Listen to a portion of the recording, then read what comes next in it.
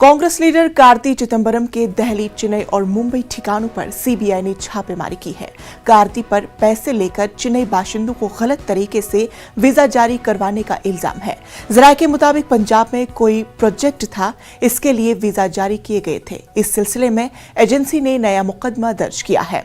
इसके साथ तमिलनाडु, पंजाब और ओडिशा में एजेंसी ने कई ठिकानों पर छापेमारी कार्रवाई अंजाम दी है।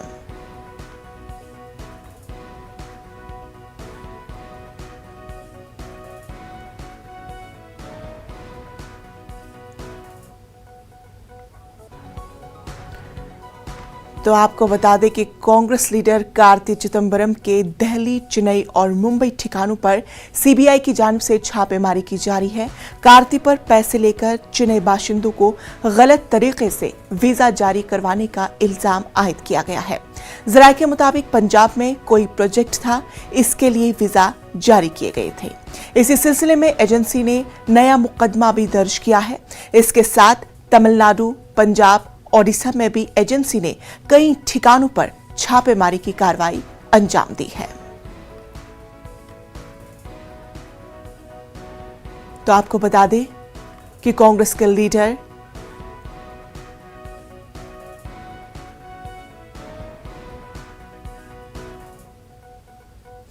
आसाम में सैलाब से तकरीबन 2 लाख से ज्यादा अफराद मुतासिर हुए हैं। 20 अजला में 650 से ज्यादा गांव सैलाब की जद में है।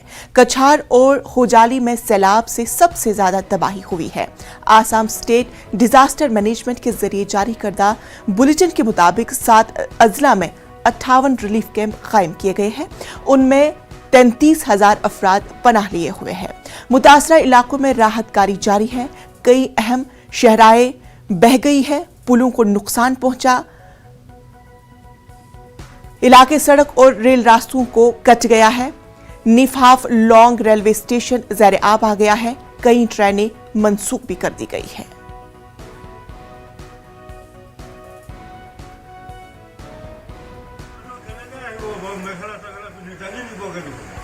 গাড়ীখনো নাহে যে নাওখনো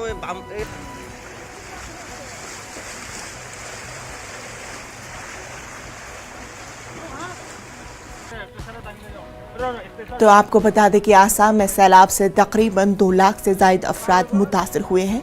20 अजला में 650 से ज्यादा गांव सैलाब की जद में आ चुके हैं।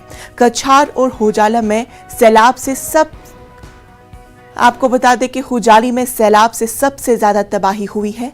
आसाम स्टेट डिजास्टर मैनेजमेंट के जरिए जारी करदा बुलेटिन के मुताबिक 7 अजला में 58 रिलीफ कैंप कायम किए गए हैं। इनमें 33,000 अफराद पनाह लिए हुए हैं। मुतासरा इलाकों में राहत कार्य हनूज जारी है। कई अहम शहराएं बह गई हैं, पुलों को नुकसान भी पहुंचा है। हाफलॉन्ग का इलाका सड़क और रेल रास्तों से कट गया है।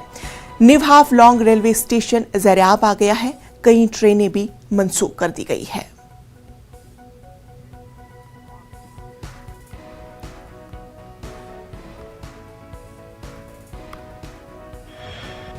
जहां देश के कई ऐसे राज्य हैं जहां गर्मी से लोग परेशान हैं, वहीं असम के 15 ऐसे जिले हैं जहां बाढ़ ने कहर ढाया है। अब तक इन 15 जिलों में 56,000 लोगों को बाढ़ के चपेट में आना पड़ा है। और सिर्फ यही नहीं, इन 15 जिलों में सबसे ज़्यादा बराक घाटी इस बाढ़ के चपेट में है। बराक घाटी में खुद अकेले 41,000 लोग इस बाढ़ की चपेट में हैं और अब तक 5 लोगों की जानें भी जा चुकी है। सिर्फ यही नहीं, अब लोग शरणार्थी शिविरों में भी रहने के लिए मजबूर हो रहे हैं और पानी का कम होना कहीं नज़र नहीं आ रहा है। जहाँ तक नज़रें जाती हैं वही पानी ही पानी है। लोग शायद इसी इंतज़ार में हैं कि कब सूरज खिले और उन्हें राहत की सांस मिले। सिलचर से मैं Anuruddh Laskar, news in Assam, north east. Gyanvapi survey report अदालत के हुक्मनामे के मुताबिक आज पेश की जानी है। 3 दिनों के सर्वे के बाद दावों, बयानबाजियों और दावों को मुस्तरद करने का दौर चला। हिंदू फरीक की जानिब से ठोस सबूत मिलने के बाद इस जगह को फौरी असर से सील करने का हुक्म दिया गया है। साथ ही साथ किसी फर्द को इस जगह न जाने की हिदायत भी दी गई है।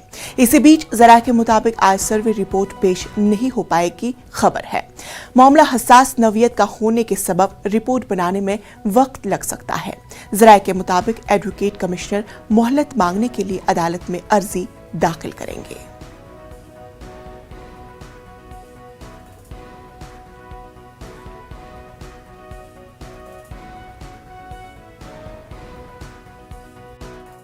तीन दिन सर्वे चली, 14 तारीख, 15 तारीख और 16 तारीख कल। तो रिपोर्ट जो है हम लोगों की करीब 50% तैयार हो गई है और अभी पूरा कंप्लीट नहीं हो पाया, इसलिए रिपोर्ट जो है आज माननीय न्यायालय के समक्ष प्रस्तुत नहीं कर पाएंगे। अब ये तो कोर्ट का है, जो डिसीजन ये तो कोर्ट का है। हमारा काम है सिर्फ कि हम माननीय न्यायालय के समक्ष जो है रिपोर्ट जो है हम प्रस्तुत कर दें और माननीय न्यायालय उसको देखती है, फिर उसके बाद क्या करती है ये तो कोर्ट का आउटलुक है। अब ये तो हम लोग नहीं बता पाएंगे। हम लोग तो जो 2-3 दिन के अंदर 2-3 दिन के लिए जी 3 दिन के लिए एप्लीकेशन देंगे। हाँ, ये रिपोर्ट जो है कोर्ट में हम सबमिट कर दें। जी जी। अच्छा सर, कल जो शिवलिंग मिलने की चर्चा है, हाँ, वो कैसे किस आधार पर कहा जा रहा है कि वो शिवलिंग? अब इसके बारे में हम नहीं बता सकते हैं क्योंकि वहाँ पे जो तालाब था जो उसको थोड़ा सा पानी निकाला गया, कुछ चीज़ें उसमें दिखाई पड़ी, निकला। तो अब ये तो हम बाद में ही उसकी रिपोर्ट जो है माननीय न्यायालय को सौंपेंगे और क्या था क्या नहीं है इसके बारे में तो हम नहीं अभी हम डिस्क्लोज नहीं कर पाएंगे। बढ़ा दी गई है, उसका क्या? हाँ, जैसा सुनने में आया, पेपर में आया कि वादी पक्ष जो है माननीय न्यायालय में गया था और उसने एक एप्लीकेशन दिया वहाँ पे और माननीय न्यायालय ने उस पर संज्ञान लेकर के एक आदेश पारित किया है कि उसको जो है जिला प्रशासन जो है उसको सुरक्षित रखे और कवर कर रही है। इतने लोग हैं वहाँ पर तो कुछ न कुछ बातें तो लीक होती ही रहती हैं, उसको कोई दबाया थोड़ी जाएगा, तो इसलिए लीक हुआ होगा कहीं से। काफ़ी लोग रहते हैं अंदर, करीब 30-35 की टीम तो हम ही लोग की रहती है, पूरा अधिवक्ता, वादी पक्ष के अधिवक्ता, वादी, ये सब लोग मिला करके 30-35 लोग तो हो जाते हैं, तो कुछ न कुछ बातें तो लीक होती ही रहती हैं। All India Muslim personal law board ने ज्ञानवापी मस्जिद अहाते के सर्वे और वजू खाने को बंद किए जाने की हिदायत को सरासर नाइंसाफी करार दिया है। बोर्ड के मुताबिक हुक्म 1991 एक्ट के तहत तमाम इबादतगाहों की हिफाजत करे। बोर्ड का मानना है कि अगर ख्याली दलीलों से इबादतगाहों की हैसियत तब्दील की जाएगी तो मुल्क में अफरा तफरी का माहौल पैदा हो जाएगा। वहीं एमआईएम लीडर और रुकन पार्लिमान असदुद्दीन ओवैसी का कहना है कि हिंदू फरीक की जानिब से शिवलिंग मिलने का दावा किया जा रहा है, लेकिन वो सरासर गलत है। उन्होंने कहा कि वो शिवलिंग नहीं बल्कि फव्वारा है। दावा किया जा रहा है कि शिवलिंग मिला है। वहां की कमेटी ने, मस्जिद की कमेटी ने कहा कि वो तो मस्जिद का फाउंटेन है, फव्वारा है और हर मस्जिद में फव्वारा होता है। और दूसरी अहम बात यह है कि जो कोर्ट से जो कमिश्नर अपॉइंट हुआ वो कोर्ट को नहीं गया। जो पिटिशनर है उनका वकील दौड़कर जाकर जज साहब को बोलता, जज साहब ऑर्डर दे दिए। भाई अगर शिवलिंग था तो फिर कोर्ट के कमिश्नर को जाकर कहना चाहिए था ना। तो वो तो फाउंटेन है, शिवलिंग नहीं है। और दूसरी बात यह है कि कोर्ट ने जो सील करने के लिए कहा है उस इलाके को, मस्जिद के, वो तो सरासर 1991 के पार्लियामेंट के जो बनाए हुए कानून के खिलाफ है। सुप्रीम कोर्ट ने जो जजमेंट दिया बाबरी मस्जिद राम मंदिर टाइटल सूट में, आप पैराग्राफ नंबर 83 पढ़ लीजिए, जिसमें सुप्रीम कोर्ट ने कहा कि 91 का एक्ट बेसिक स्ट्रक्चर का हिस्सा है। क्या क्या बातें सुप्रीम कोर्ट ने नहीं की। और वहीं पर आप पैराग्राफ 81 देख लीजिए कि सुप्रीम कोर्ट ने राज्यसभा में जब यह बिल पास हो रहा था तो उस वक्त के होम मिनिस्टर का स्टेटमेंट कोट दिया। तो पार्लियामेंट का इंटेंट क्या था एक्ट बनाने के लिए, सुप्रीम कोर्ट का जजमेंट क्या है, और लोअर कोर्ट कैसे सुप्रीम कोर्ट और पार्लियामेंट के एक्ट के खिलाफ जा सकता है, और कैसे ये सर्वे कमिश्नर रिपोर्ट नहीं देता है। ये सरासर 91 एक्ट का वायलेशन है जो उस मस्जिद के नेचर और कैरेक्टर को चेंज करता है। ये एक मजाक हो रहा है। सुप्रीम कोर्ट आज ज्ञानवापी मस्जिद सर्वे को चैलेंज करने वाली अर्जी पर समाअत करेगा। मस्जिद इंतजामिया कमेटी ने वीडियोग्राफी सर्वे को चैलेंज किया है। कमेटी के मुताबिक मकामी अदालत की जानिब से वीडियोग्राफी सर्वे का हुक्म प्लेसेस ऑफ वर्शिप एक्ट 1991 खुसूसी तजावीज के मुनाफी है। इस कानून की रूह से बाबरी मस्जिद, राम जन्मभूमि, अयोध्या को छोड़कर सभी इबादतगाहें 15 अगस्त 1947 में जिस तरह थी उन्हें उसी हालत में कायम रखा जाएगा। इस कानून के तहत तमाम मजहबी मकामात को तहफ्फुज देने की बात भी कही गई है।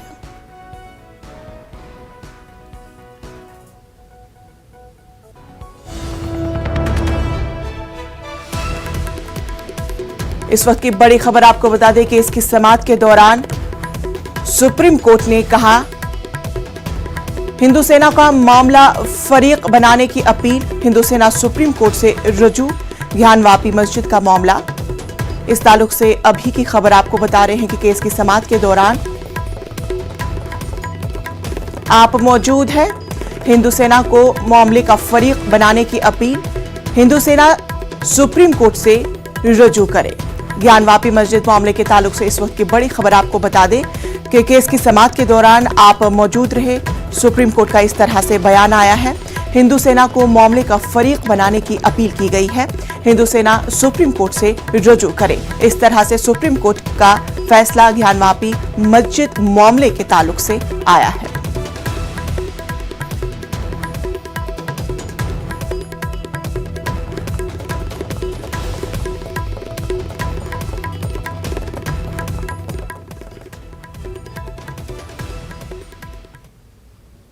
कांग्रेस लीडर कार्ति चिदंबरम के दिल्ली, चेन्नई और मुंबई ठिकानों पर सीबीआई ने छापेमारी कार्रवाई अंजाम दी है। कार्ति पर पैसे लेकर चेन्नई बाशिंदों को गलत तरीके से वीजा जारी करवाने का इल्जाम आयद है। जराये के मुताबिक पंजाब में कोई प्रोजेक्ट था, इसके लिए वीजा जारी किए गए थे। इसी सिलसिले में एजेंसी ने नया मुकदमा दर्ज किया है। इसके साथ तमिलनाडु, पंजाब और ओडिशा में एजेंसी ने कई ठिकानों पर छापेमारी की कार्रवाई अंजाम दी है। इस पूरे मामले पर हमारे साथ हमारे नुमाइंदे शंकर आनंद बराह रास्त हमसे जुड़ चुके हैं। शंकर आनंद, जानने की कोशिश करेंगे कि सीबीआई की जानिब से कई सारे मकामात पर छापेमारी कार्रवाई अंजाम दी जा रही है, क्या कुछ है तफसील?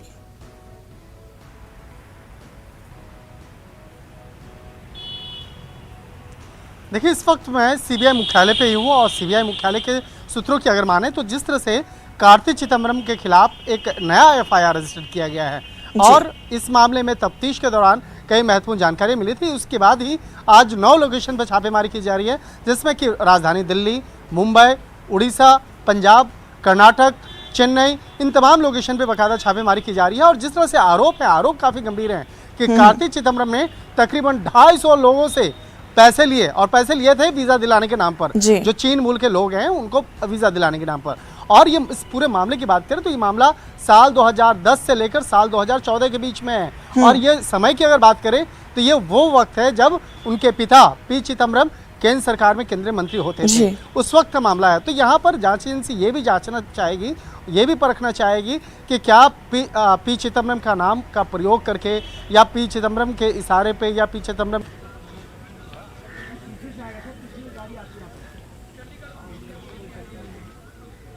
जी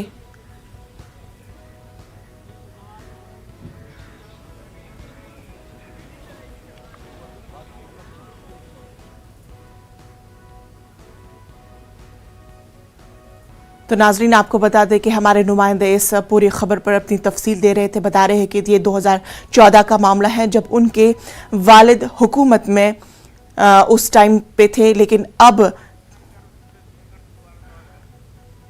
दोबारा जुड़ने की कोशिश करेंगे अपने नुमाइंदे शंकर, पूरी तफसील हमें बताइए।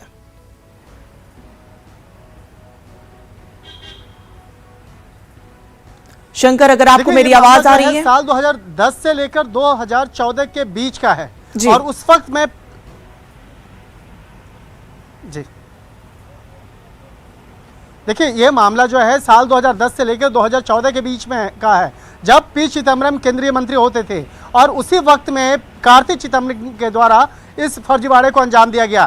तो इस मामले में जिस तरह से कार्ति चिदंबरम के अकाउंट में विदेश से पैसे आए, तो यहाँ पर चाइनीज़ लोगों को जिस तरह से वीज़ा दिलाने के नाम पर पैसे उगाही की गई, मनी लॉन्ड्रिंग की गई, तो एक तरह से कह सकते हैं सीबीआई इस मामले में तफ्तीश कर रही है। नहीं तो और इस मामले की गंभीरता को देखा जाए तो आने वाले वक्त में इस मामले पर ईडी भी इस केस को रजिस्टर कर सकती है, क्योंकि यहाँ पर मनी लॉन्ड्रिंग का मामला भी सामने आ रहा है। एफआईआर जो दर्ज किया गया है उस एफआईआर में एक अज्ञात शब्द भी जोड़ा गया है, यानी कि कई अज्ञात लोगों के खिलाफ ये मामला दर्ज किया गया है। और जैसे जैसे इस मामले में तफ्तीश का दायरा आगे बढ़ता जाएगा, कई लोगों से इस मामले में पूछताछ की जाएगी। और अभी फिलहाल कार्तिक चिदम्बरम और पी चिदम्बरम की अगर बात करें तो पी चिदम्बरम इस वक्त में राजस्थान में है, जबकि उनके बेटे कार्तिक चिदम्बरम अभी लंदन में हैं। और लंदन से ही बाकायदा वो ट्वीट कर रहे हैं, और कार्तिक चिदम्बरम ट्वीट करके सीबीआई का मजाक उड़ाने की कोशिश कर रहे हैं। उनका कहना है कि लगता है सीबीआई को कोई काम धाम नहीं है जी, पर्यटन के लिए हमारे घर पे पहुंच गए हैं। तो ये कहना है कार्तिक चिदम्बरम का। हालांकि जांच एजेंसी इस मामले को दर्ज करने के बाद अलग अलग लोकेशन पर छापेमारी कर रही है और जल्द ही इस मामले में पूछताछ का नोटिस भी कार्तिक चिदम्बरम को दिया जा सकता है। तो चलिए शंकर, बेहद शुक्रिया इस तमाम जानकारी के लिए। ब्रेक के बाद इस्तकबाल। अब बात करते हैं आसाम में, जहां सैलाब से तकरीबन 2 लाख से ज्यादा अफराद मुतासिर हुए हैं। 20 अजला में 650 से ज्यादा गांव सैलाब की जद में आ चुके हैं। कछार और होजाली में सैलाब से सबसे ज्यादा तबाही हुई है। आसाम स्टेट डिजास्टर मैनेजमेंट के जरिए जारी करदा बुलेटिन के मुताबिक 7 अजला में 58 रिलीफ कैंप कायम किए गए हैं। इनमें 33,000 अफराद पनाह लिए हुए हैं। मुतासरा इलाकों में राहत कारी खुनूस जारी है। कई अहम शहराएं बह चुकी है, पुलों को नुकसान भी पहुंचा है। हाफलॉन्ग का इलाका सड़क और रेल रास्तों से कट गया है। New Haflong railway station ज़ेर आब आ गया है। कई ट्रेनें मंसूख भी कर दी गई हैं।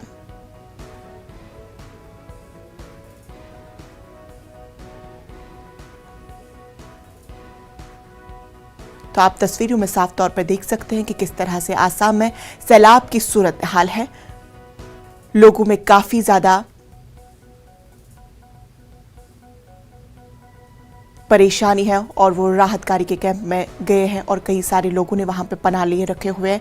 राहतकारी टीम जो है वो हर इलाके में मौजूद है और तमाम तरह की सहूलियात फराहम कर रही है। इस पूरे मामले पर हमारे साथ हमारे नुमाइंदे आसाम से निलॉय भट्टाचार्य हमारे साथ जुड़ चुके हैं। निलॉय, जानना चाहेंगे आसाम की इस वक्त की सूरत हाल। जी देखिए, क्योंकि बारिश लगातार हो रही है और मेट डिपार्टमेंट का कहना है कि अगले 19 तारीख तक लगातार बारिश होती रहेगी, तो सूरत हाल अभी सैलाब का हालत बद से बदतर होते जा रहा है।